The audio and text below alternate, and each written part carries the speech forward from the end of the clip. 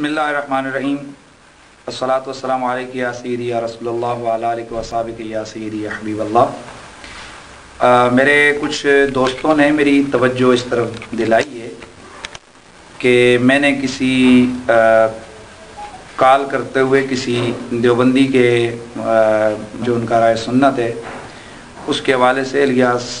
گمن جو ان کے مناظر ہیں اس کے حوالے سے میں نے کوئی جملہ کہا ہے کہ جی ان میں للہیت ہے، اور ایک اور مسئلے کی طرف انہوں نے میری توجہ دلائی ہے۔ اس سلسلے میں مسئلہ یہ ہے کہ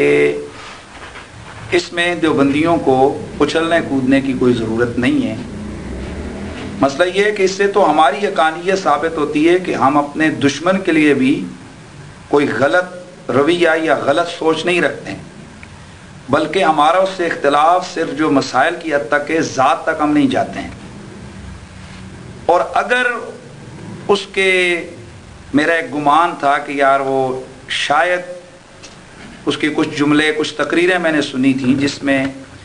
کچھ اس نے حق کی باتیں بھی جس میں اس نے کی ہوئی تھیں، تو میں سوچ رہا تھا کہ شاید یہ مسلک اہل سنت کی طرف آ جائے، تو میرا ایک گمان تھا۔ لیکن جب وہ اپنے اسی کفریات پہ ڈٹا ہوا ہے اور انہیں کا دفاع کر رہا ہے،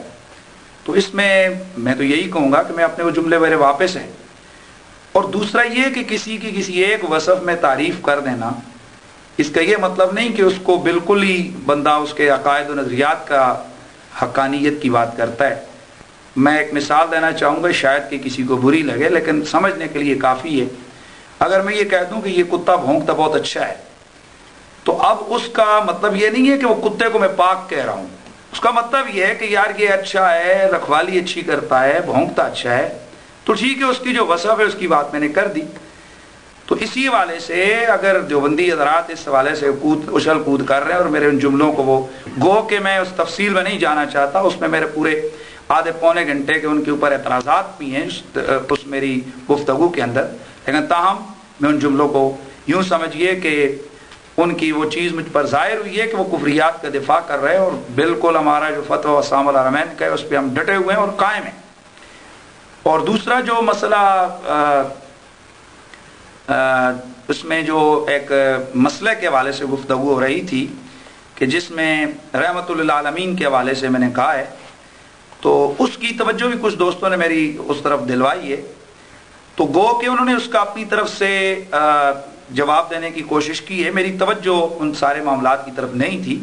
لیکن میں یہی ہے کہ میں اپنی ان چیزوں سے رجوع کرتا ہوں، اور بالکل اب میرے سامنے یہ چیزیں ظاہر ہوئی ہیں کہ واقعی وہ جو رسول اللہ صلی اللہ تعالی علیہ وسلم کی صفت خاصہ کو انہوں نے انکار کیا ہے، یہ خاصے کا انکار کرنا یہ اپنے اندر یہ ایک انتہائی شدید جملہ ہے اور انتہائی سخت جملہ ہے۔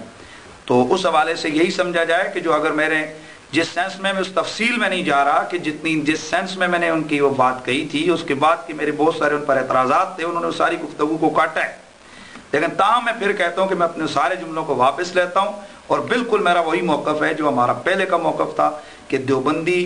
حسام الحرمین کے فتوے کے مطابق جو ان کفری عبارات کا دفاع کرنے والا ہے، یہ کفری عبارات کو درست سمجھنے والا ہے، وہ دار اسلام سے خارج ہے۔ ومن شک فی عذابی و کفری فقط کفر، کے اس جملے پر ہم الحمدللہ ہم قائم اور دائم ہیں۔ شکریہ۔